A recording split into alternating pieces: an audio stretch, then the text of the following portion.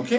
Donc, nous entamons notre Seder de Pessah dans un esprit très particulier. Et je ne vais pas tellement m'attacher à la répétition, je dirais, du Seder pour lui-même. Il est coloré, je dirais, ce Seder, par ce qui s'est passé ce matin, qui est quand même extrêmement puissant, puisque la moitié de l'Assemblée ici, qui vient d'un milieu, on va dire, chrétien, mais sans nouvelle naissance, il s'est passé quelque chose, puisque la moitié des personnes rassemblées ici, il y a quand même du monde, eh bien, c'est réellement converti ce matin sous la puissante main de Dieu. Donc c'est quelque chose de très fort.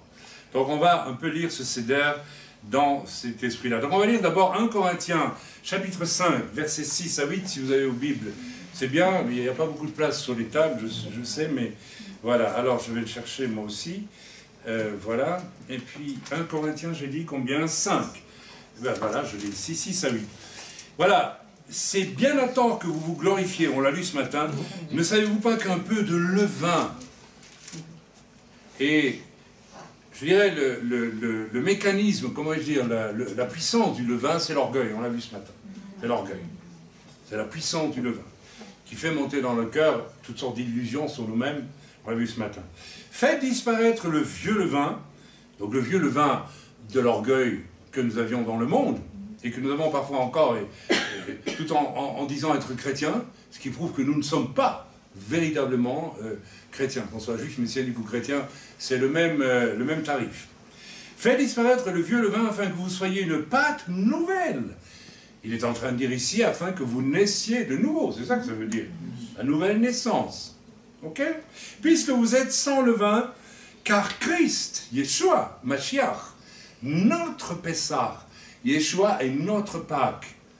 Et qu'il a tout accompli au moment de Pessah, et nous savons très bien ce que ça signifie, la croix, la résurrection, etc., etc. Donc c'est lui qui est notre salut. C'est lui qui est notre Pessah.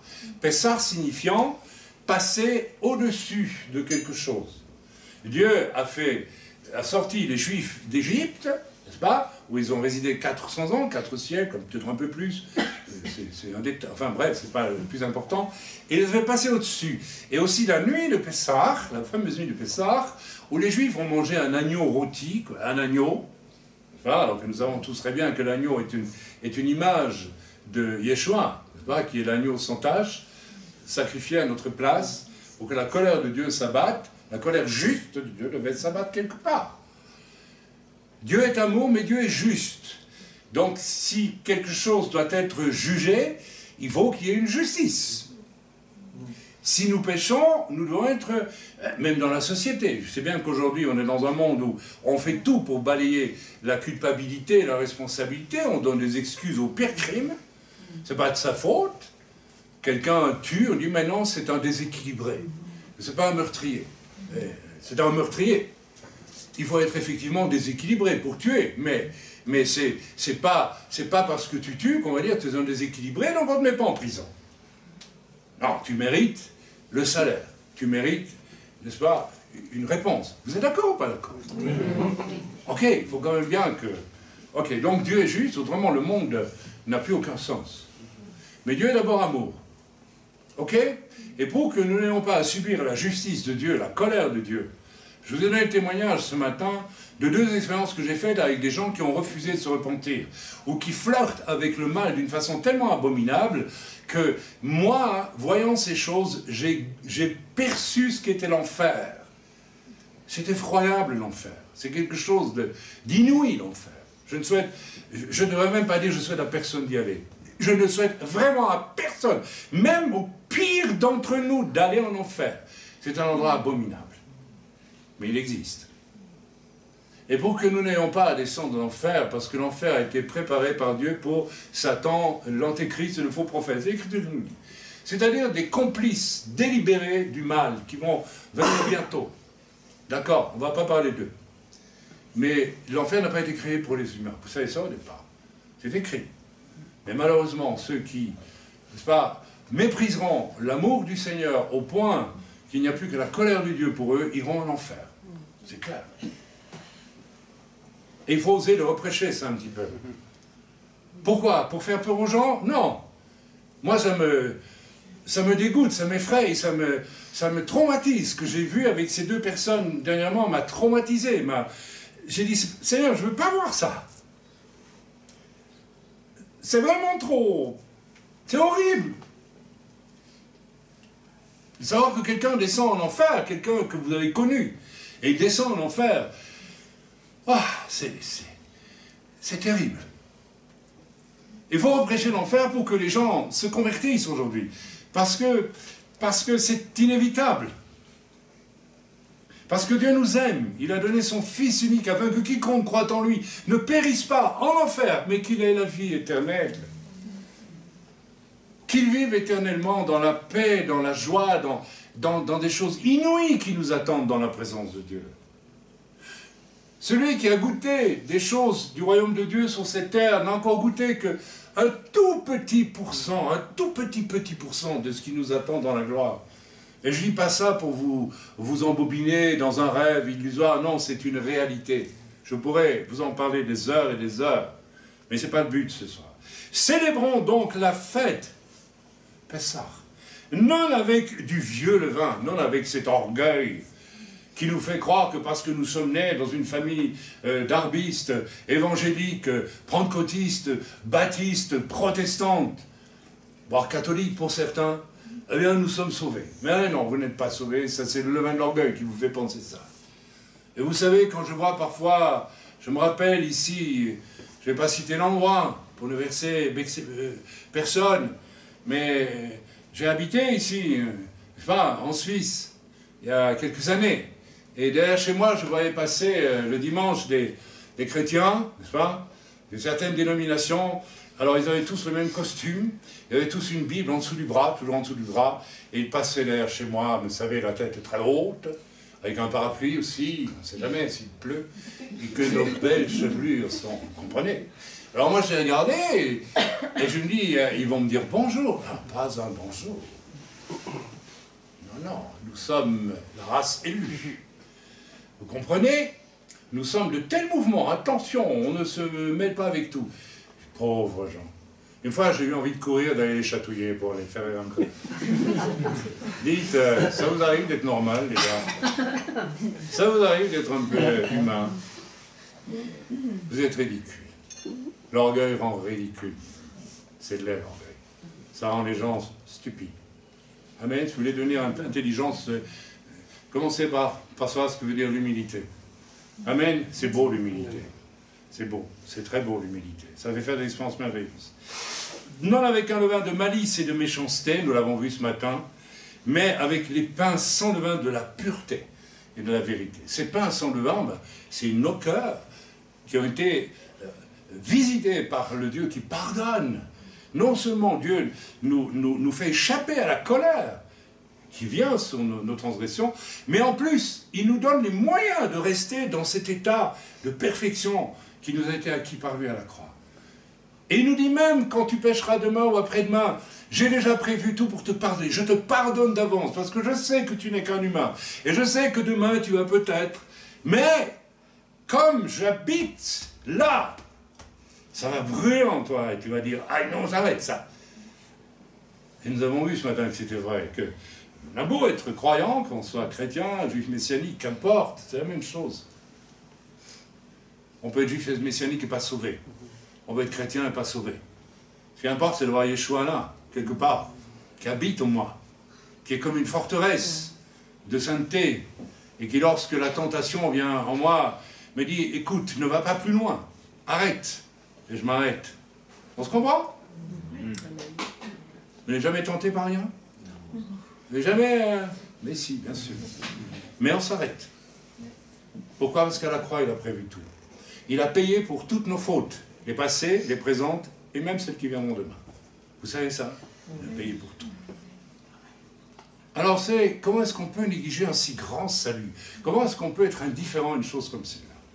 C'est insensé, c'est impossible. Là, je vous ai donc écrit, lu ce passage, on va lire aussi 1 Corinthiens 11, 17 à 32. Donc 1 Corinthiens 11, 17 à 32. Bon, tout ça, c'est des rappels, hein, on l'a déjà vu ce matin, mais on le relit. Donc 11, 17 à 32. En donnant cet avertissement, ce que je ne loue point, c'est que, voilà, non, on va pas le lire, c'est pas en rapport, oui c'est en rapport, mais on en a dit assez avec 1 Corinthiens 5, 6 à 8. On continue. Pessah veut dire, je l'ai dit, passer au-dessus. Alors vous lisez pour cela, nous n'allons pas le faire ce soir, Exode 12, verset 13, c'est le fameux passage où le peuple d'Israël va vivre la nuit de Pessah, où les hommes sont debout avec un bâton et mangent. C'est toute une symbolique, ça aussi. Quand on appartient au peuple de Dieu, on ne s'installe pas dans une vie qui ressemble à celle du monde. On a encore parlé tantôt avec une personne qui nous demandait un conseil. Et voilà, et je lui dis, mais écoute, ce que tu nous demandes là, en réalité, tu nous demandes s'il faut fonctionner selon le monde ou pas. Pourtant, ce n'était pas du péché, rien du tout, mais voilà. Ok. Par exemple, une personne vient me trouver et me dit, voilà, on me propose un nouveau travail, est-ce que je dois l'accepter? C'est une drôle de question que beaucoup de chrétiens posent. Moi, je leur renvoie une autre question. Si tu travailles, quelle est ta priorité? Gagner ta vie, construire ta maison, avoir ta voiture, tout ça, tout ça? C'est ça? Mais tu fais comme les gens du monde, ils font la même chose. Après ma conversion, j'ai arrêté mon métier d'artiste, très bien, je ne pouvais plus le faire. Dieu m'a dit stop, j'ai arrêté. Et j'ai cherché du travail. J'ai trouvé du travail, très bien. Mais je vais vous dire une chose. J'ai perdu 2 fois, j'ai eu 3 emplois différents. Et chaque fois que je perdais mon emploi, j'en avais un presque le lendemain. Et d'une façon miraculeuse. Donc, je n'ai pas eu de problème pour trouver du travail. Mais je veux dire le secret. Je n'ai jamais pris du travail pour gagner de l'argent et construire un bel avenir, etc. Et tout ça et tout ça. Quel était le secret? Le secret, c'est que j'allais dans un endroit où je travaillais avec une seule ambition, prêcher Christ. Et on peut toujours trouver l'occasion, vous savez, pas difficile. Parfois, on nous interdit de parler du Seigneur dans nos lieux de travail, très bien. Alors, vous savez, je vais vous donner un petit témoignage, je trouve formidable. Notre fils Nathan, quand on a vécu à La Chaux-de-Fonds, il y a des années, pendant 3 mois, on a vécu des choses formidables là-bas, à l'époque. Et notre fils, on vivait rue Albert, machin, je ne sais plus où, à La Chaux-de-Fonds. Et on vivait dans un immeuble de 3 étages, et 3 ou 4, je ne sais plus, enfin bref. Et mon fils, qui avait 6 ans, 5 ans par là, il allait chez le voisin du dessus pour jouer, et puis il lui parlait de Jésus toute la journée. Ouais. Et alors, le papa, un jour, l'a attrapé, il a dit, écoute, tu arrêtes de parler de Jésus, hein, parce que ça suffit, terminé, etc. Alors, il est revenu à la maison et il nous a dit, papa, le monsieur, il m'a interdit de parler de Jésus. Et alors, j'ai dit, bah, écoute, tu pries, et tu verras bien ce que tu fais demain si tu retournes jouer avec le petit garçon. Alors, il est retourné jouer avec le petit garçon, et il est revenu à la fin de la journée tout joyeux. Il me dit, papa, j'ai trouvé la solution. J'ai chanté des cantiques toute la journée.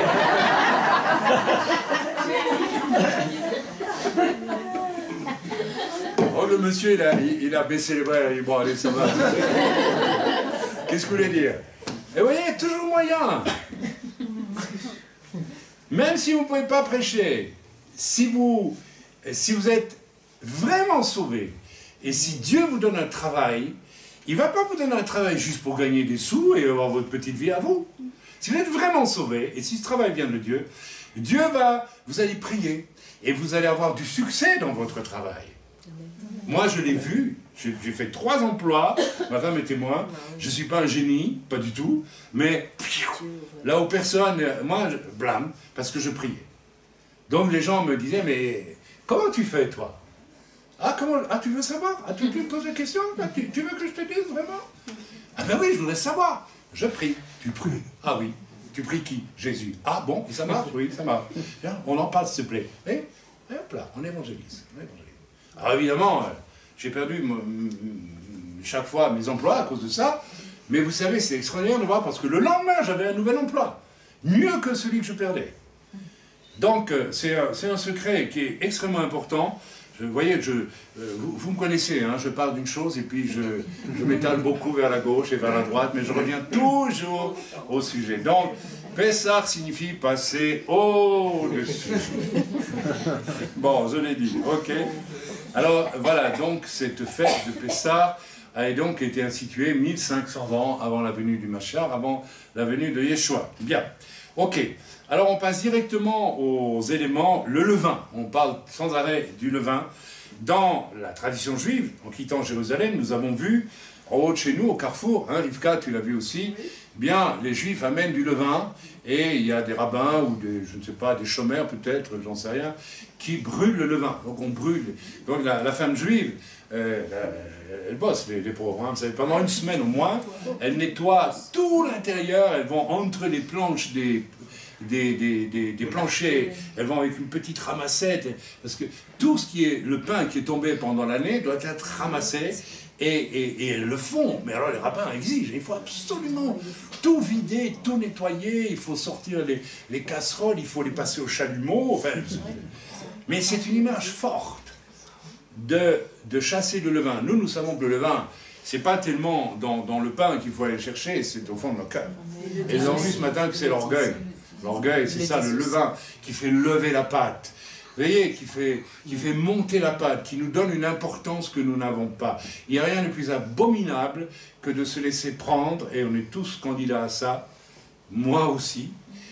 Et heureusement, on en découvre la laideur et on y échappe. Mais on est tous candidats à cette abomination qui est de laisser, n'est-ce pas, le diable, au fond, nous donner à l'intérieur une idée de nous-mêmes, que nous sommes importants, que nous sommes quelqu'un. Hein? On voit parfois ces gens qui circulent et puis on se dit, on voit, hein, vous m'avez vu, vous savez, il y a des personnes comme ça, elles arrivent quelque part et on voit dans leurs yeux, n'est-ce pas, que les yeux regardent tout droit, mais en fait ils regardent partout. Il m'a vu, ils m'ont vu, je suis la plus belle. Hein. C'est ça, je serai la plus belle. Oh, pardon, non, mais si, c'est dans les cœurs, et ça se voit. Ça se voit. Et c'est pas beau. Ce levain-là doit être complètement éliminé de nos foyers et de nos cœurs. C'est un levain d'hypocrisie. Pourquoi hypocrisie? Parce qu'il n'y a rien de pire que de se dire croyant, de se dire sauvé, et de laisser le levain de l'orgueil monter en moi, me donner une importance que je n'ai pas, devant celui qui, nu sur une croix, accepte de porter la colère de Dieu qui revenait sur moi. C'est une absurdité. On ne peut pas avoir compris ce qui s'est passé à la croix et continuer à avoir du levain d'orgueil dans nos vies. Si nous avons du levain d'orgueil dans nos vies, c'est tout simplement que nous n'avons pas encore compris ce que Yeshua a fait pour nous sur la croix. Et nous ne sommes donc pas sauvés. Et ce matin, il y a eu vraiment un raz-de-marée de gens qui ont compris qu'ils n'étaient pas sauvés. Et certains ont recours à toutes sortes de choses. On voit dans le christianisme d'aujourd'hui toutes sortes de fantaisies, on va appeler ça comme ça. Vous savez ce que ça veut dire? Ça veut dire que les gens s'ennuient. Ça veut dire que les gens n'ont pas trouvé le salut. Celui qui a trouvé la plénitude du salut, avec Yeshua dans ma vie, tout y est. Je n'ai pas besoin de faire du machin truc bazar avec des... Allez, je vais dire comme je le pense, des bannières et tout cela. Ça n'est pas utile, ce n'est pas nécessaire. Yeshua avait un vêtement, c'est tout. Mais il était parfait, son vêtement. Il n'avait pas d'épaulettes. On voit certains prédicateurs maintenant, dans des pays que je ne veux pas nommer, avec des épaulettes de général. Écoutez, on va où là? Révérend un tel. Alors certains ont des cravates en or, et je ne sais pas tout quoi. Mes amis, voilà le levain de l'hypocrisie, il est là, il est devant nos yeux. Amen. C'est tellement important. Donc, on a compris qu'il faut le faire mourir. On va étudier maintenant les divers éléments du plateau de Seder. D'abord, nous avons une épaule d'agneau. Alors ceci, je ne sais pas si c'est une épaule d'agneau, c'est une épaule de quoi? D'agneau. L'agneau, c'est une épaule d'agneau. Voilà. Alors pourquoi on met... voilà. Alors ça nous rappelle l'époque où les Juifs, on l'a fait nous aussi ici, sacrifiaient un agneau, le cuisaient, le rôtissaient et le mangeaient. C'est un commandement que Dieu leur a donné. La figure de l'agneau étant celle du Messie qui va venir mourir sur la croix. Alors on prend... Les Juifs prennent ça, un morceau d'épaule. Et c'est très intéressant de voir, on appelle ça le zéro. Zéro. Pourquoi c'est intéressant? Parce que nous pouvons lire dans Ésaïe 53, peut-être on peut le prendre si on a le temps. Tu peux le lire pour nous, s'il te plaît, Samuel. Eh bien, Jésus a été cloué sur une croix. Et je ne sais pas si vous savez, c'est peut-être intéressant pour moi de me rendre compte que depuis 2 mois, j'ai fortement mal aux épaules. C'est l'âge, sans doute, je vais avoir 70 ans, 70 pour ceux qui parlent le bon français, les Belges et les Suisses, tant mieux pour les Français. Hein, ben oui, parce que 70, c'est pas juste, c'est 70. Et c'est peut-être dû à ça, mais j'ai trouvé étrange qu'à l'approche de ce Pessah, je souffre comme ça des épaules. Eh bien, vous savez, je ne crois pas que ce soit vraiment un hasard, je crois que Dieu nous parle à travers tout. C'est intéressant de voir que Dieu nous parle aussi à travers nos souffrances. J'aimerais vous le dire, mes amis. Plusieurs parmi nous, nous avons vécu, et certains nous vivons encore, des choses très difficiles physiquement. Je voudrais que vous compreniez une chose. Tout est permis par Dieu et tout a un sens. Tout a un sens, même nos souffrances, elles ont un sens. Ça veut pas dire que vous devez y rester. Dieu va vous soulager, bien sûr, mais il y a quelque chose à apprendre, des souffrances aussi.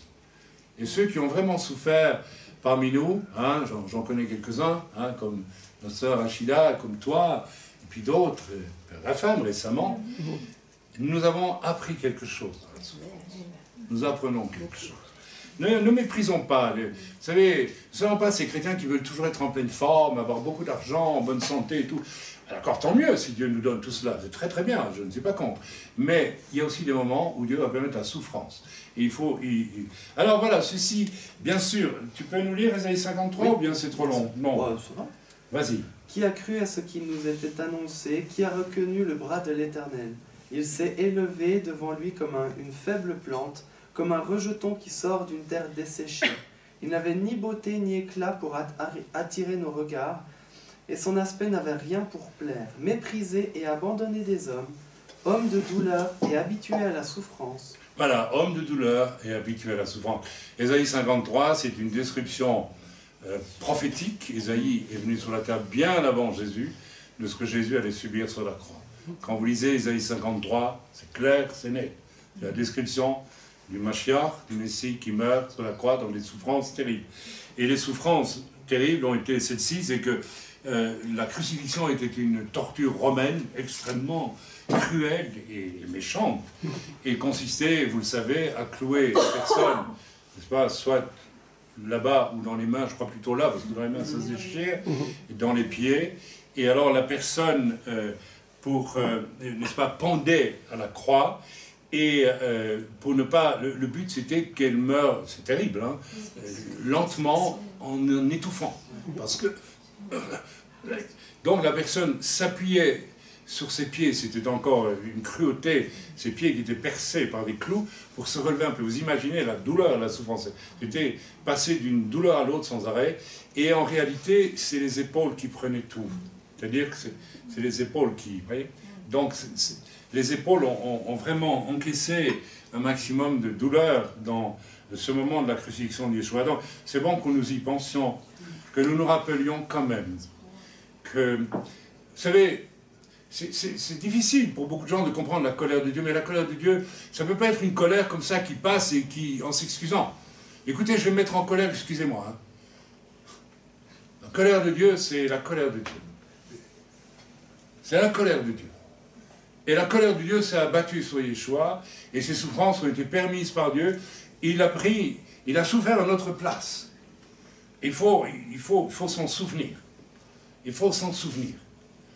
Autrement, on évacue toute idée de culpabilité devant Dieu, etc. On peut faire tout ce qu'on veut sur la terre. Nous ne sommes pas dans ce registre-là. Donc nous nous souvenons des souffrances de Yeshua sur la croix avec cet os. Les Juifs ne disent pas la même chose, mais voilà. Pour eux, c'est le souvenir de l'agneau qui a été sacrifié à la nuit de Pessah. Nous savons que l'agneau, c'est Yeshua. Donc on est clair. On continue. Voilà, donc je vous ai parlé du zéroir. L'œuf dur, symbole, n'est-ce pas, de la destruction du temple, disent les Juifs, et de la mort. En effet, ici, vous aviez à l'intérieur un futur poussin qui ne va jamais vivre, puisqu'il est cuit, qu'il est mort. Et c'est aussi le symbole de la tombe. Quand nous allons casser tantôt l'œuf pour le manger, nous allons ouvrir la tombe. C'est-à-dire qu'on va enlever la carapace et on va manger. Donc c'est une image aussi de la mort, n'est-ce pas, de Yeshua, mais qui va sortir du tombeau pour ressusciter. Voilà, en gros, c'est ça. On le mangera tantôt, pas tout de suite. Amen. La coquille symbolise son tombeau. Amen. Ok, la coquille de la tombe de Yeshua, cette coquille dans laquelle il va être mis, puisqu'après sa crucifixion et son agonie, il va mourir, et puis on va le placer dans le tombeau d'un riche, hein, à Jérusalem, vous connaissez tout cela, et puis il va sortir du tombeau, il ressuscite. Hein. Très bien, donc l'œuf que nous cassons pour nous symbolise la résurrection de Jésus. Amen. Les herbes amères, le maror, alors le maror c'est, que je ne dise pas de bêtises, ben c'est la salade, hein. Vous avez ici, alors on peut prendre d'autres choses, hein. On prend ce que l'on a. Représente à la fois pour les Juifs la souffrance d'Israël, ça peut être, je ne sais plus quel, je vais aller voir dans mes notes pour essayer de retrouver tout ce que ça veut dire. Voilà, je l'ai ici, donc voilà, le maror, c'est censé être des herbes amères. Je ne sais pas quelles herbes amères on emploie en Israël pour le Seder de Pessah. J'ai oublié. C'est de la... Du céleri ou de la laitue. De la quoi tu dis? Du céleri ou de la laitue. Du céleri, vous savez, le céleri c'est un peu... Hein, c'est un peu... T'as vu? On fait la grimace. Pas tellement agréable, hein, c'est pas doux. Hein. Bon, la laitue aussi, sans mayonnaise, sans sel, sans vinaigrette. Hein. C'est un peu amer. Donc, ce sont des herbes amères. Ça nous parle de l'amertume. Ça nous parle d'abord de nos souffrances. Avant de connaître le Seigneur, vous avez beaucoup souffert. C'est vrai ou c'est pas vrai? Qu'est-ce qui n'a pas souffert avant de connaître le Seigneur ici? Déjà, de sa condition de péché, nous en avons souffert, beaucoup. Okay? Donc, ça représente nos fautes aussi. C'est ce maror, les herbes amères, le souvenir de l'amertume de nos fautes passées, du mal que nous avons connu, du mal qu'on nous a fait, du mal que nous avons fait. Tout cela. Parce que lorsque nous venons au Seigneur, ce qui est merveilleux, c'est qu'il nous pardonne nos propres vilaines choses, et nous en avons fait tous, mais il nous guérit aussi du mal qu'on nous a fait. C'est très important. Et il nous apprend à aimer et à pardonner ceux qui nous ont fait du mal. Et non pas par un effort intellectuel ou moral, mais par sa présence en nous, nous arrivons à aimer et à pardonner ceux qui nous ont fait du mal. Je vous ai déjà donné des témoignages très puissants à ce sujet-là, je ne vais pas revenir dessus. Hein. Quand la Bible dit « honore ton père et ta mère », je connais pas mal de personnes qui ont une relation horrible avec leur père, par exemple, ou leur mère. Et une des œuvres que le Seigneur fait parce que les parents ont pu être injustes ou méchants, ça arrive. Hein. Et alors, il faut pardonner, et il faut faire plus que pardonner, il faut aimer. Vous savez, c'est merveilleux. Moi, je l'ai vécu, d'aimer quelqu'un qui vous a fait du mal, de l'aimer profondément. C'est extraordinaire. Extraordinaire. Vous n'imaginez pas la position que Dieu vous donne quand vous aimez quelqu'un qui vous a fait du mal. Moi, je suis devenu le confident d'une personne qui m'a fait beaucoup de mal. Parce que Christ en moi m'a donné de l'aimer. Et après, cette personne, ayant senti mon amour, m'a confié les secrets de sa propre vie. C'est magnifique. Magnifique. Extraordinaire. Là, on devient l'image de Christ. Vous voyez? On commence à être à l'image de Christ. Alors, ces herbes amères, on va les tremper dans le haroset. Haroset, c'est ceci. C'est donc une mixture faite avec des amandes, des dattes, du miel, je ne sais plus trop, qu'est-ce qu'il y a là-dedans, enfin, ça représente, je vais dire ce que ça représente dans quelques instants, je ne vais pas le dire maintenant, oui, enfin je peux déjà le dire, ça représente les œuvres mortes, ça nous fait penser au mortier. Vous vous rappelez, avant de sortir d'Égypte, nos ancêtres, pour ceux qui sont juifs ici, eh bien, ont dû fabriquer pour Pharaon des millions de briques, hein, avec de la paille et de la terre. Et même un jour, comme Pharaon s'est un peu énervé, il a dit, vous n'aurez même plus de paille pour faire les briques, vous ferez de la terre en argile. C'est là encore, vous allez en Égypte aujourd'hui, etc., ou bien dans tout le Moyen-Orient, vous trouvez des constructions, n'est-ce pas, faites à partir de briques. Hein. C'est tout un symbole. La tour de Babel était construite aussi avec des briques et non pas avec des pierres. Je ne vais pas m'égarer sur le symbole la symbolique de la brique comparée à la pierre, c'est tout autre chose. Donc ceci, ça nous rappelle le mortier, n'est-ce pas, que l'on utilisait pour fabriquer des briques. Ça nous rappelle quoi, nous qui sommes enfants de Dieu? Ça nous rappelle tout le travail que nous avons fait de nos propres forces pour fabriquer quelque chose qui tienne la route. N'est-ce pas? Alors, vous, plusieurs d'entre vous, ce matin, vous avez compris que vous êtes nés dans un milieu chrétien, vous avez suivi le mouvement, et vous avez commencé à faire comme les autres, vous avez fabriqué des choses qui semblaient être justes, et puis vous n'étiez pas sauvés. Ce sont des œuvres inutiles, des œuvres qui ne servent à rien. Ce sont les œuvres que les organisations du monde effectuent pour camoufler très souvent leur hypocrisie. Vous savez, il y a des tas d'organisations caritatives qui existent, où on fait des beaux discours, on ramasse de l'argent pour aider ceci, cela, et puis on découvre un jour que la moitié est partie dans les poches de Jacques, Pierre et Paul, et puis que tout ça n'est souvent qu'une façade.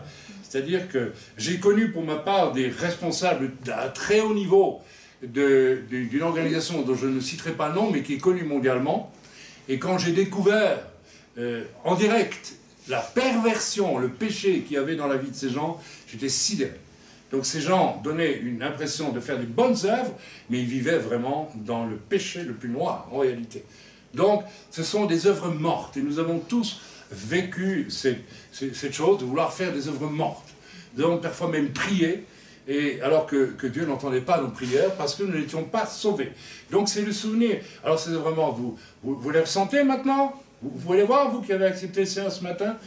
Vous vous rendez compte que beaucoup de choses vous avez fait dans le passé n'ont servi à rien, pourtant ça avait tout à fait l'allure de quelque chose de bien, mais ça n'a servi à rien. Ce sont des œuvres mortes. Donc les œuvres mortes aussi, il faut, n'est-ce pas, les laisser mourir, n'est-ce pas? C'est des briques pour construire des choses inutiles. La religion, très souvent, est faite d'œuvres mortes.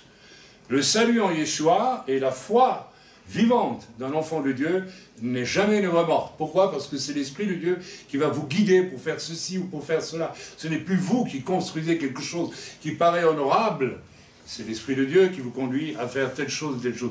Et généralement, ça n'a rien à voir avec ce que vous auriez imaginé vous.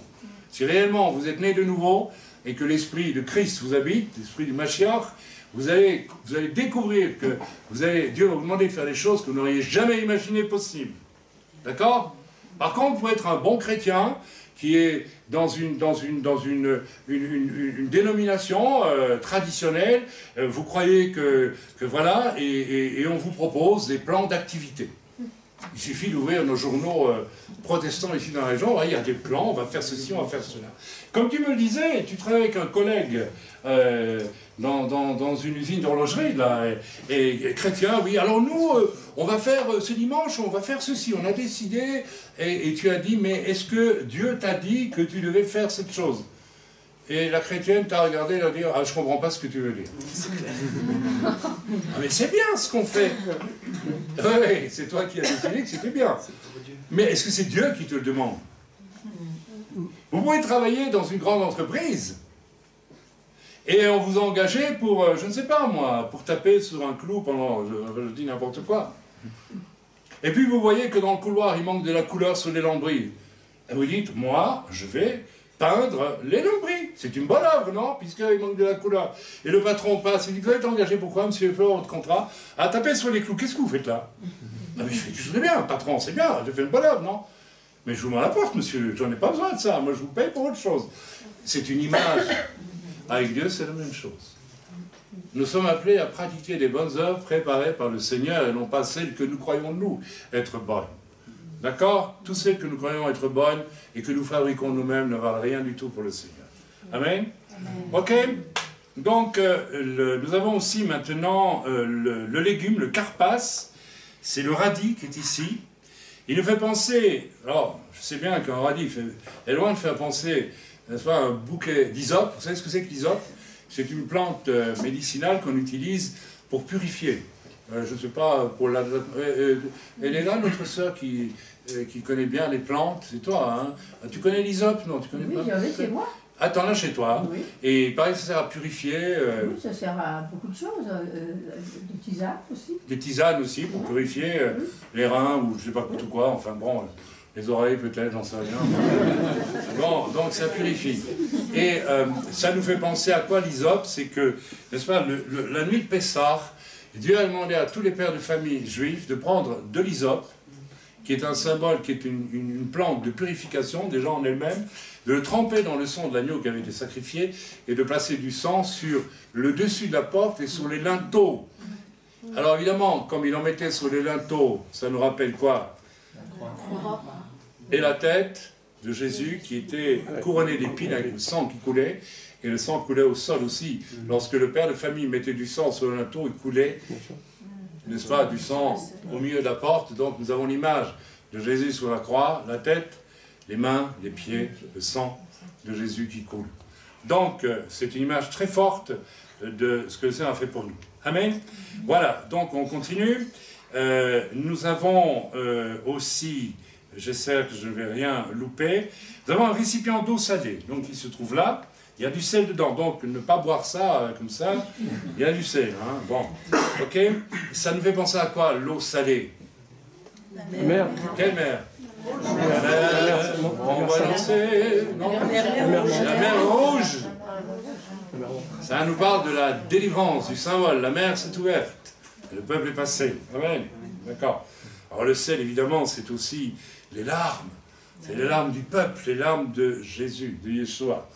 Quand il a dit ces paroles incroyables de simplicité et de profondeur à la fois. Jérusalem, Jérusalem. Yerushalayim, Yerushalayim. Combien de fois j'ai voulu te rassembler comme une poule rassemble ses petits. Mais tu n'as pas voulu. Ah, Jérusalem, Jérusalem. Le Seigneur m'a dit à moi, quand je suis venu au Seigneur à 33 ans, j'ai dit, mais pourquoi tu as attendu 33 ans pour me révéler cet amour, pour me prendre sous tes ailes, comme une poule prend son petit?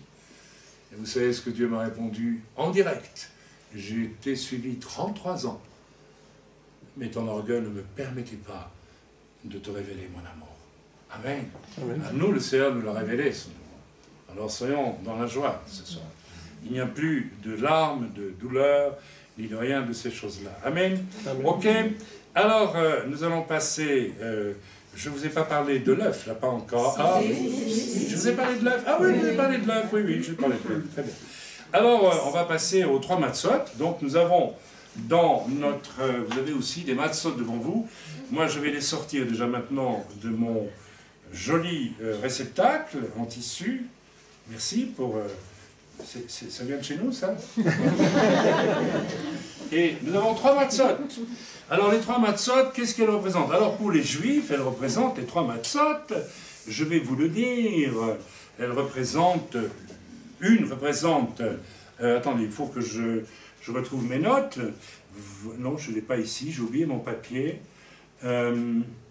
Ah, mais ça, c'est moche. Là, en dessous. En dessous, etc. En dessous. Tout en dessous, là. Encore. La feuille. Ah oui, oui, oui, c'est ici, pardon. Heureusement, j'ai mon épouse. Non, c'est pas là, ma chérie, tu t'es trompée. C'est derrière. Non, d'ailleurs, c'est... Bon, écoutez, tous les ans, il y a un truc que j'oublie, ça fait rien. Mais, en tout cas, pour nous, en tant que croyants Yeshua, juifs messianiques, eh bien, nous disons, n'est-ce pas, que cela représente le... Ah oui, pour les juifs, mais en fait, c'est marqué. Je suis vraiment très ça représente le Kohen. Le Kohen. Vous savez qui sont les Kohen? Qui sait? Qui sait pas? Qui sait pas qui c'est les Kohen? Comme ça, je l'explique ici. Ok, les Kohen. Alors les Kohen, c'est, n'est-ce pas, les descendants d'Aaron. Aaron a été choisi par Dieu pour la sacrificature et pour se présenter une fois par an dans le Saint des Saints et ses descendants avec. On les appelle des Kohanim. Donc tous ceux qui ont le nom de Kohen aujourd'hui descendent, enfin à peu près tous, parce qu'il y a peut-être des Kohen qui ne sont quand même pas d'Aaron.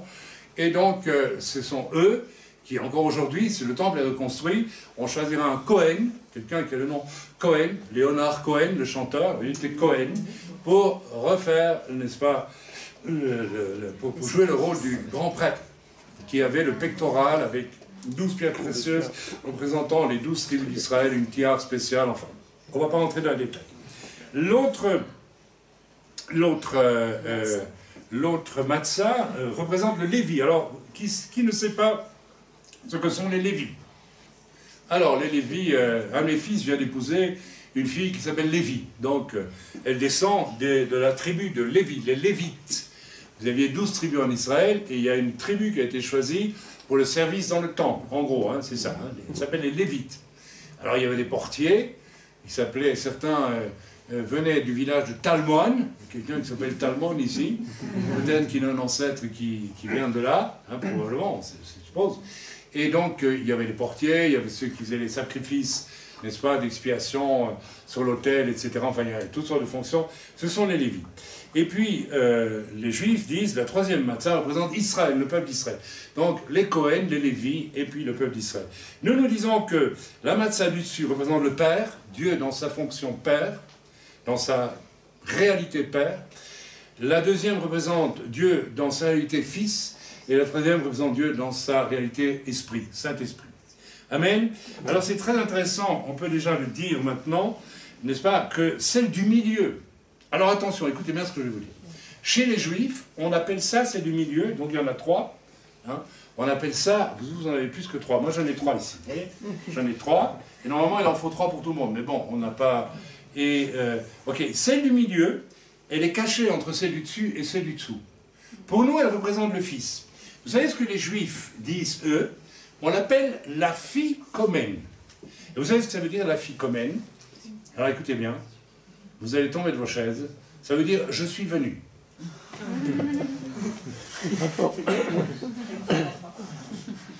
Rabbin, je t'aime beaucoup, Rab, mais quand tu dis je suis venu, qui il est venu? S'il est Séphora, je lui parle comme ça. Il est venu qui? S'il est Askenaz, je lui dis, Rabbin, dites-moi, c'est qui est venu? On va faire une discussion, on va voir. Ok, la racine étymologique de ce mot signifie beaucoup plus encore qu'il est venu, et ça peut se traduire, ça c'est Sheva qui a fait la recherche, puissant et héros. Il est venu le puissant héros. Vous voyez, on commence quand même à être sur la piste de quelqu'un. Et Koman, c'est drôle, ça ressemble à l'allemand. Come here. Come on, guy, en anglais. Koman. Peut-être qu'il y a un lointain. Vous savez que beaucoup de noms en français viennent du... Vous savez ça, viennent de l'hébreu. Énormément de noms. Donc il y a énormément de noms en anglais, puisque l'anglais c'est la moitié du français en réalité, du vieux français, hein, et même plus que la moitié. Je sais pas. Donc il y a énormément de mots dans nos langues françaises, anglaises, allemandes et autres qui viennent de l'hébreu. Énormément. Ok, command veut dire aussi se lever, venir, se réveiller, se relever, rétablir, redresser, régner. Je reprends la liste. Se lever. Il s'est relevé de la mort. Venir, il est venu. Se réveiller, il s'est réveillé de la mort. Se relever, il s'est relevé. Rétablir, il est venu pour rétablir toutes choses. Redresser, régner. Christ revient, Yeshua revient pour redresser, pour régner et diriger toutes choses. Amen. Moi je me réjouis. Vous vous réjouissez? Amen. Alléluia. Vous savez, nous on n'est pas important, mais que lui revienne, ça c'est vraiment important. Moi je veux le voir. Ah, quand même, quand on va le voir. Seigneur, viens s'il te plaît. On veut te voir. Tellement important. Il ne fait aucun doute que tout ceci nous parle de la mort et de la résurrection de Yeshua. Amen. Amen. Je continue. Alors, on avance quand même. On a fait les 3. Non, nous avons 4 coupes. Là, j'en ai 5. Il y en a une pour Élie. On ne la touche pas, celle-là. Nous avons 4 coupes. 3 sont remplies à moitié de vin et à moitié d'eau. Là, on vous a mis un peu de vin, je pense, pour tout. On n'a pas mis d'eau, etc. La 5e est en argent. Alors, normalement, oui, celle-là, elle est plaquée argent. Celle-là, c'est de l'argent. Mais bon, on m'a dit qu'il fallait prendre celle-là, parce que, bon, alors, là, c'est la 5e, c'est la plus luxueuse, normalement. Bon, la plus belle, c'est quand même celle-ci, ou celle-là, en fait. Celle-là, c'est de l'argent. Tout ça, c'est du plaqué, hein. Ça, c'est du vrai. Ok. Il faut bien qu'on rouille un petit peu, quand même. Qu'on soit joyeux. Non, vous êtes joyeux ou pas joyeux? Qu'est-ce qui est triste ce soir? Ça, magnifique. La 5e est en argent, c'est la coupe d'Élie. Elle est remplie uniquement de vin. Elle n'est pas prise par les Juifs. Ces coupes représentent 4 promesses qu'on lit dans Exode 6. On ne va pas le lire, mais je vais vous le décrire plus ou moins. 4 promesses. La première, c'est « Je vous affranchirai ». C'est-à-dire, je vous... Affranchir, c'est intéressant le mot affranchir. Dans affranchir, il y a franchir, il y a passer au-dessus, passer à travers. On affranchit une lettre, crac, C'est-à-dire qu'elle n'est plus la lettre écrite par quelqu'un, c'est la lettre qui va voyager vers quelqu'un. Vous avez été affranchi, vous êtes passé d'un monde dans un autre monde. Vous êtes passé du monde dans le salut. Vous êtes passé du royaume de Satan dans le royaume de Dieu. Vous voyez, je vous affranchirai. Vous avez reçu un stamp à la poste de Dieu, m'appartient, marqué sur son front. Tcha, envoyé dans le monde pour parler du Seigneur, et puis préparé pour le festin final. Formidable. Ça vous fait pas plus que ça? C'est quand même extraordinaire, non? Et c'est vrai ce que je vous dis, c'est pas de la littérature. Amen. On se réjouit. Je vous délivrerai. La puissance du Seigneur quand il entre dans nos vies, il nous délivre. J'ai été délivré de choses terribles quand je suis venu au Seigneur. De mauvaises habitudes, de choses de toutes sortes. Dieu m'a délivré. Je me rappellerai toujours une des premières réunions où je suis allé. Vous savez, moi je venais d'un milieu d'artistes très engagé. Donc on touchait à des choses, je ne me rendais même pas compte, hein, des choses démoniaques. En réalité, même si c'était pas, on ne faisait pas des trucs avec... On faisait rien de connu au niveau occulte. Mais la démarche qu'on avait était terriblement occulte dans le théâtre qu'on pratiquait. Et donc j'étais lié par des chaînes, vraiment. J'avais des chaînes sur moi. Et je me rappelle toujours d'un serviteur de Dieu qui prêchait dans une église où il y avait 5 vieilles femmes, je me rappelle, plus une jeune, c'était ma femme. Et je me rappelle des murs, c'était une église tellement pauvre. C'était à Liège, en Belgique. Et les murs étaient faits en carton. Et comme il faisait humide, les murs gondolaient comme ça. C'était vraiment... Il y avait quelques chaises, quelques vieilles comme ça qui priaient. Et le serviteur de Dieu, qui était un homme humble, il est venu prêcher dans cette église, et il est venu prêcher à peu près que pour moi. Et je me suis avancé, je me suis jeté à genoux à la fin de la réunion. Il a mis ses mains sur moi et il m'a dit que tes chaînes sautent. Et j'ai senti, mais j'ai senti les chaînes exploser. Dieu m'a affranchi. Dieu m'a délivré. Amen. Il fait la même chose pour vous aussi. Si vous cherchez Dieu de tout votre cœur, eh bien, vous serez délivré d'absolument tout ce qui vous gêne, tout ce qui vous dérange. Amen. Quelque temps après ça, moi je fumais 2 paquets par jour. Et bon, un pasteur s'est mis derrière moi en silence. Il ne savait même pas que je fumais, puisque je ne fumais pas à l'église. Il a imposé les mains, et vous savez ce qui est arrivé? J'ai oublié que je fumais. Pendant 2 semaines, j'allais à l'église, et puis un jour, je fais comme ça, vous voyez, le geste qu'on a. Je dis, mais elle dit dans ces 2 semaines que j'ai pu fumer, qu'est-ce qui est arrivé? Je n'ai plus jamais touché une cigarette. Parfois, je me dis, comment j'ai fait? Dieu m'a délivré, complètement délivré. J'ai jamais été tenté de refumer une seule fois. Dieu m'a délivré. Je vous sauverai. Alors là, c'est la 3e coupe, c'est là qu'on va prendre. Le Seigneur va nous sauver, il vous a sauvés. Amen. C'est tellement important. Et la 4e, on la prendra aussi. Je vous prendrai pour mon peuple. Vous serez mon peuple. Amen. De la même façon que Dieu a fait ça pour Israël. Et pour ça, nous devons, quelles que soient les erreurs et les fautes d'Israël, il reste un peuple que Dieu a affranchi, que Dieu a délivré du joug de l'Égypte, que Dieu a sauvé de Pharaon et que Dieu a pris pour son peuple. Alors, bien sûr, le but final est d'être que tous les hommes soient affranchis, délivrés, sauvés et pris pour être le peuple de Dieu. Et ça, c'est seulement à travers du Messie d'Israël qui est Jésus, qui est Yeshua, qui est mort autant pour les Juifs que pour n'importe quel homme. On est très clair là-dessus. Donc, il n'y a pas de jalousie à avoir vis-à-vis des Juifs. Tu sais, à la limite, ils en ont pris plein la figure d'être le peuple de Dieu pendant... Alors, je ne sais pas si on doit tellement les envier, hein. Réjouissons-nous, nous qui n'avons pas vécu tout ce qu'ils ont vécu, nous avons vécu comme des barbares, parce que vous savez, pendant que le Seigneur affranchissait les Juifs du joug d'Égypte, ici vous viviez avec des druides qui faisaient des sacrifices humains, qui vivaient comme des bêtes, ou à peu près, n'est-ce pas, etc. Bon, ben voilà. Alors on sort tous de là où on sort, mais on a besoin tous d'être sauvés, de toute façon, et affranchis de ces choses. Ok, le déroulement du Seder, donc, eh bien, nous allons commencer le Seder, et nous allons relire peut-être 1 Corinthiens 5, versets 6 à 8, mais nous l'avons lu, donc nous n'allons pas le relire. Voilà, on va donc commencer par la bénédiction du Kiddush avec la première coupe. Alors, voilà donc la première coupe, on la prend. Oui, alors c'est à boire, c'est pas renversé sur la jupe de la voisine, surtout si elle est blanche. Alors on prend la première coupe et je vais rendre grâce. Prenez tous votre première coupe. Ne buvez pas maintenant. C'est la première coupe qui signifie quoi? Qui peut me rappeler? La première coupe, c'est je vous délivrerai. Ah, pardon, oui. Vous avez raison, vous êtes de bons élèves. Je vous affranchirai. C'est moi qui suis dans l'erreur. N'en profitez pas. On peut tous se tromper. Je me trompe souvent par ici. Je vais laisser l'âge, on commence un petit peu. Voilà. Alors je vais rendre grâce en hébreu. Baruch ata Adonai Eloheinu melech olam boré peri agafé. Béni sois-tu, Seigneur, créateur de l'univers, toi qui nous as donné le fruit de la vie. Et on boit.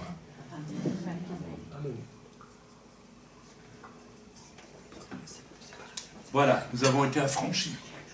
On n'oublie jamais. Hein. Ok. Ensuite, voilà, on montre l'épaule d'agneau et on lit ce qu'on a lu dans Ésaïe 53. On va pas le lire parce que c'est un peu long, mais vous le lisez, hein, vous le connaissez. Il faut l'étudier par cœur, Ésaïe 53. D'accord? Et on se rappelle des souffrances.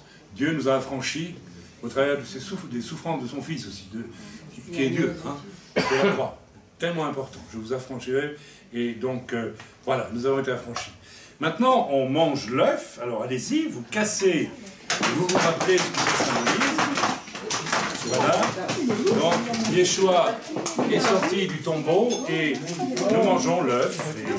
Voilà. Voilà. Et on le mange. Amen. Voilà. Bien. Ok. Alors, les sœurs l'ont fait exprès, elles ont pris des œufs qui se pèlent mal, vous nous ennuyer. Hein? Ah, ils viennent de la ferme, bon alors ils sont excellents. Alors. Ils viennent de chez Guillaume? Oui. Oh. Alors, moi j'ai un problème parce qu'ils ne s'écaillent pas, mais ils sont trop bien, hein, c'est ça. Bon, écoutez, pendant que vous le mangez, moi je vais manger un bout, ça me suffira.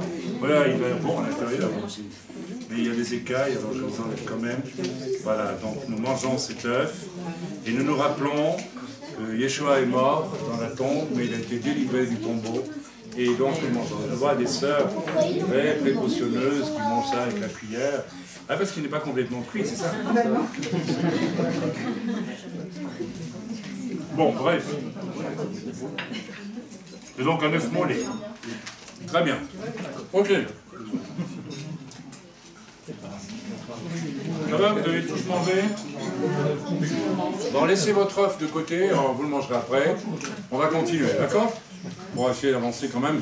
Ok. Maintenant, on va manger les herbes amères. Les herbes amères, rappelez-vous, c'est la salade, c'est ça? Et on les trempe dans le haroset. Alors ceci, rappelez-vous, ça nous rappelle l'amertume du péché, l'amertume des fautes que nous avons commises jadis et de celles qu'on a fait sur nous. Je parle de la salade. On les trempe dans le haroset qui représente les œuvres mortes. Et donc, les douleurs de la vie passée, elles vont avec le fait que nous avons accompli beaucoup d'œuvres mortes et que nous ne voulons plus les accomplir aujourd'hui, mais accomplir juste les œuvres préparées d'avance par le Seigneur pour nous.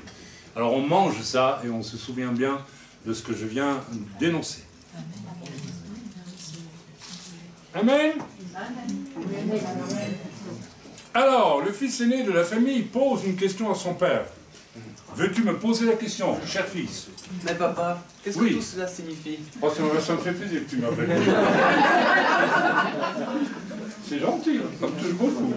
Tu m'aimais si je lui dis, hein? Redis-le encore une fois. Mais papa, oui. Qu'est-ce que cela signifie? Non, t'as pas compris. Alors, je t'explique. Il y a bien des années, notre peuple était en esclavage en Égypte. Et Dieu, dans sa grâce, a choisi de le libérer. Et notre peuple n'a pas toujours compris la portée prophétique extrêmement profonde de cette délivrance. Et ce soir, tu vois, je veux de la faire comprendre, cette délivrance, qui finalement est accomplie pour toute l'humanité, et pas seulement pour Israël en sortant d'Égypte, toute l'humanité qui doit aussi sortir de son Égypte. L'Égypte, elle est autour de nous. L'Égypte, c'est le monde de l'idolâtrie. C'est le monde du pouvoir de l'homme, c'est le monde de l'occultisme, c'est le monde du péché. D'accord? qui met les hommes en esclavage. Et donc, en gros, je te résume un petit peu ce qui s'est passé. Et bon, bah, le reste, ne trichons pas, tu le connais. Hein. Alors, voilà, mais c'est très bien fait. C'était pour respecter la tradition que tu m'as posé la question. Je te remercie, Viston, ça m'a fait. Ok. Alors, le chef de famille se lève, prend le plateau autour de chaque convive, ça je vais le faire, assis autour de la table, il le met au-dessus. Donc je parle du plateau Attendez, je prends le plateau du Seder, voilà. Et je vais passer au-dessus de vous tous. C'est une manière de vous bénir quelque part, hein, avec tous les éléments qui nous parlent de la délivrance d'Israël, d'Égypte, mais de notre délivrance à nous, en Yeshua Mashiach. Voilà. Et on prend la deuxième coupe appelée coupe de Moshe, c'est la coupe de la libération. Donc, c'est la deuxième, je vous délivrerai. Allez. Baruch atah Adonai Eloheinu melech haolam borei peri hagafen. Et on la voit. Le Seigneur nous a délivrés. Amen. Amen. Vous n'êtes pas obligé de tout boire. Hein. Vous trempez vos lèvres simplement si vous voulez. Ok. Ok. Alors maintenant, je vais prendre la matzah du milieu. Peux-tu me soulever ça pour que je prenne la matzah du milieu? Je prends la matzah du milieu qui nous rappelle qui? C'est la Ficomène. Il est venu. Yeshua Mashiach. Ok. Je la casse en deux. Je la casse en deux. Je suis le pointillé, mais je passe à côté. Mais enfin, voilà. Ok, et je me remets une des moitiés sous les deux autres entières. Sous les deux autres entières. Voilà, comme ça, très bien. Et j'entoure l'autre moitié d'une des serviettes blanches. Là, à droite. Donne-moi une serviette blanche, je l'entoure. Elle représente Yeshua. Je l'entoure d'une serviette blanche. Lorsqu'on a détaché Yeshua de la croix, on l'a mis dans un lacet. Vous avez compris l'allusion. D'accord? Je l'entoure. Et qu'est-ce que je fais après ça? Eh bien, je l'entoure l'autre moitié d'une des serviettes blanches, etc., comme si j'entourais un corps dans un linceul. C'est ce que je viens de faire. Il la met sur son épaule comme s'il portait un cadavre. On a porté le cadavre de Yeshua depuis la croix. Et il va au bout de la table, au bout de la table ou ailleurs, enfin on ne sait pas, hein, et il va aller cacher cet aphicomène, ça c'est la tradition juive, quelque part. Donc je vais demander à tous les petits enfants, à Louise, à tous les petits enfants moulins, et puis d'autres aussi, de Raus, vous sortez. Parce que vous allez chercher l'aphicomène. Alors sortez tous. Voilà, tous les enfants. Hein. Eux, 14 ans, c'est encore... ça va. Et moi, je porte... Vous fermez la porte, c'est très bien. Je porte l'aphicomène et je vais aller le cacher. Toujours au même endroit, hein, parce que vraiment, il va chercher 2 heures. Mais je porte Jésus.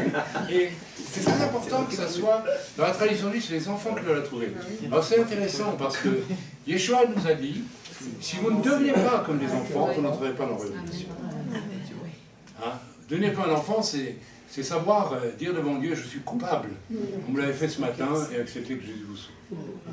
Donc, c'est pour ça que nous demandons aux enfants de chercher Jésus et de le trouver. Si vous êtes comme des enfants, vous trouverez le Seigneur. Alors, on va peut-être compliquer un peu les choses cette année. Hein. On va le cacher ici, en dessous, et puis on le fera le coup du « c'est froid, ça brûle ». D'accord? On va le cacher ici. On va faire une petite bosse exprès, comme ça. Ils vont vite le voir. Non, laisse le truc comme ça. On va tricher. On ne triche pas. Voilà. Vous pouvez faire entrer les enfants, et alors on leur demande de chercher la ficomène. Voilà. Alors pendant qu'ils cherchent la ficomène, nous, on va un petit peu avancer aussi quand même. Ok? Donc, Jésus au tombeau, et seuls ceux qui ont un cœur d'enfant peuvent le trouver.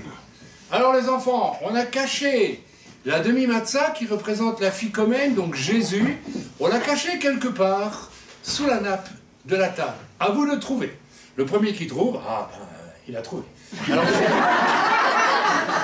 oui, voilà. Le premier qui trouve a trouvé. Voilà, très bonne explication. Non, c'est en dessous de la nappe. Alors, C'est en dessous de la nappe. Alors, cherchez les grandes filles là. Là, c'est pas très chaud tout ça là-bas. Hein. On va vous aider un peu. C'est pas très chaud. C'est pas très chaud par là. Voilà. Non, là, c'est pas très chaud. Non, là, c'est froid. C'est le pôle Nord, là. Là, c'est le pôle Nord. Ça commence à venir. Ah non, c'est la table qu'il faut regarder. Ça, oui, ça commence. Ça commence. Il fait comme... Alors, tout doucement. Attention, là, ça se fait chaud, là. Allez, c'est pas encore vraiment ça, mais... On approche. Attention, oh là, oh là là, attention là, non, mais attention, oh ça brûle tellement que, attention,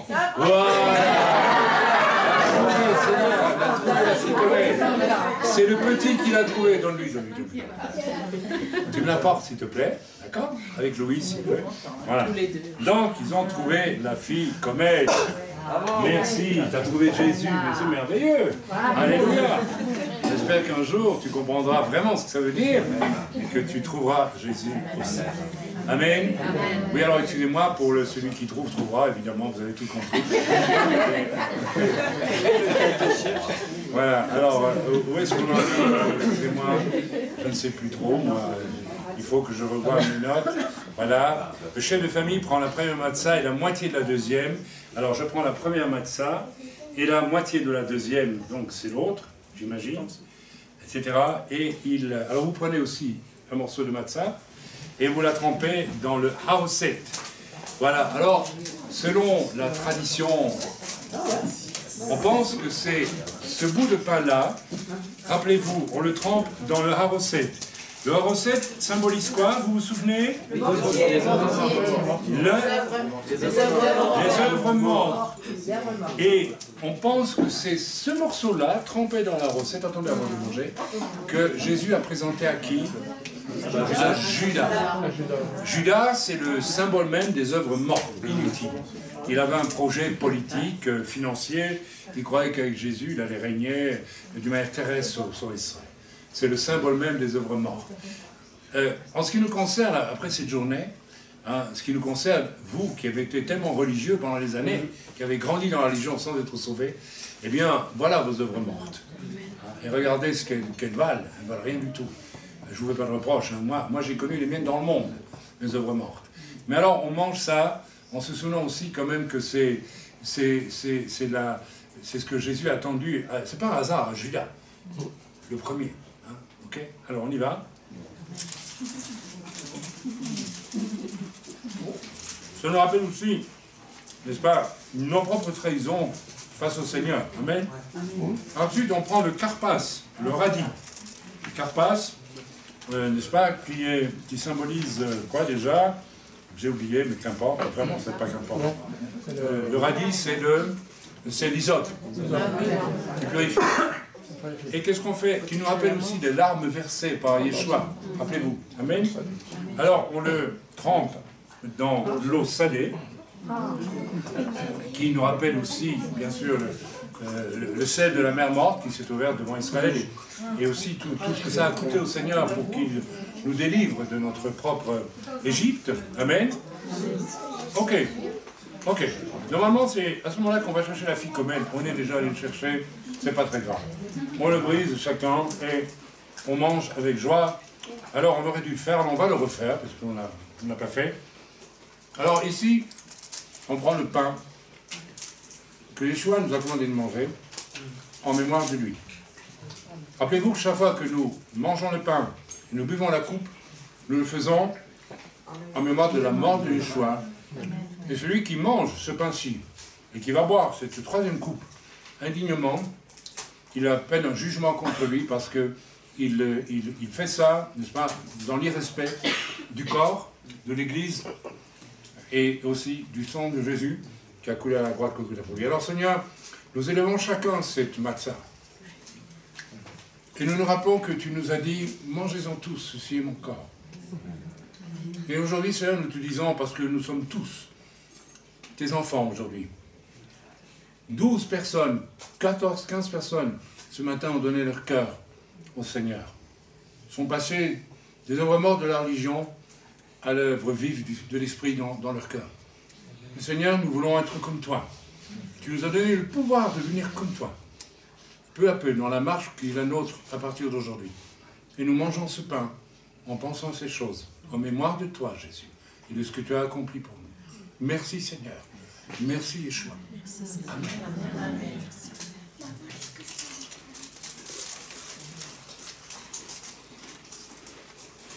On prend la troisième coupe.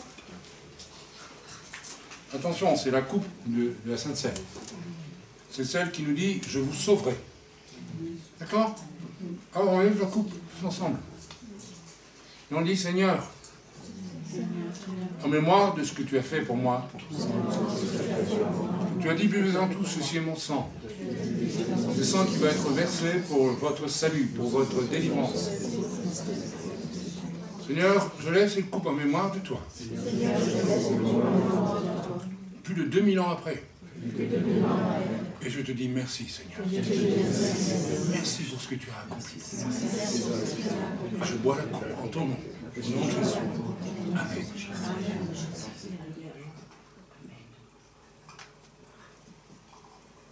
Amen. Amen. Alors, on va boire la quatrième coupe.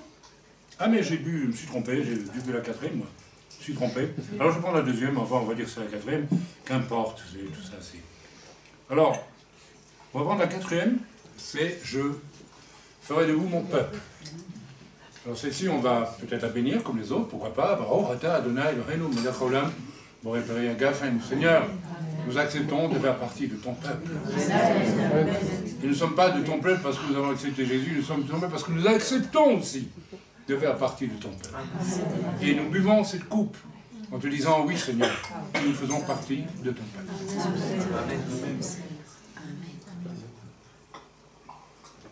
Alors, maintenant je vais envoyer... j'ai oublié son prénom, le pauvre. Comment? Théodore. Il est où Théodore? Théodore. Théodore. Tu peux aller dehors, tu ouvres la porte et tu regardes si Élie est à la porte. Et tu nous viens dire s'il est là ou pas. C'est tout, hein.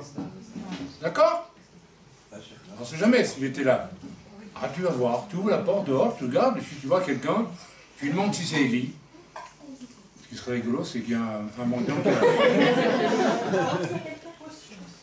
Voilà, c'est lourd, hein. Vas-y, pousse. Oh là là, tu es fort comme Samson. Et alors, il n'est pas là, Élie? Tu l'as pas vu? On va le laisser aller jusqu'au bout. Hein. Voilà.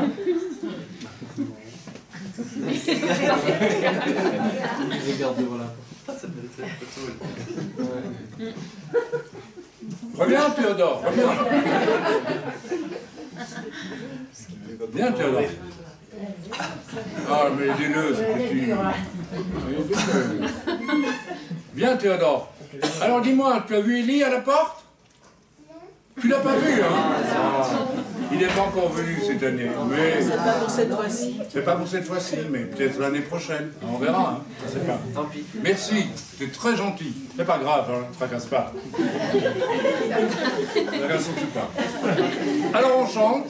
Parce que voilà, on a fini notre Seder, on a célébré, n'est-ce pas, Seder au nom d'Yeshua, tous ensemble, c'est merveilleux, c'est toujours extraordinaire. Et ce qui me réjouit, c'est de savoir que tous, peut-être certains n'ont pas pris la troisième, j'en sais rien. Tu n'as pas pris ta troisième, non? C'est bien, vous êtes respectueux, c'est très très bien. De toute façon, on vous baptise demain, hein, donc ça va toujours pour demain le baptême? Achida aussi? Alors on vous baptise, pas de problème. Et puis c'est merveilleux qu'à chaque Pessah, on a des baptêmes, vous avez remarqué. C'est quand même curieux. Hein. Bon, vous savez, c'est aussi une image de ce qui est arrivé aux Hébreux. Ils ont passé la mer Rouge, c'est une forme de baptême, c'est un mikvé. C'est un mikvé de délivrance. Hein. Il n'y a pas de hasard, vous n'avez rien qui se fait pas. Ne croyez pas que ceci soit du folklore. Tout est, dans le moindre détail, tout est organisé par le Seigneur dans ce Seder. C'est pour ça que nous n'invitons pas nécessairement des gens à l'extérieur que nous ne connaissons pas. Vraiment, on devrait se limiter à une espèce de folklore. Vous voyez ce que je veux dire? Mais là, c'est une vraie sainte scène. Il n'y a pas du folklore. On est d'accord? Alors on va chanter. Oh, tout l'Adonai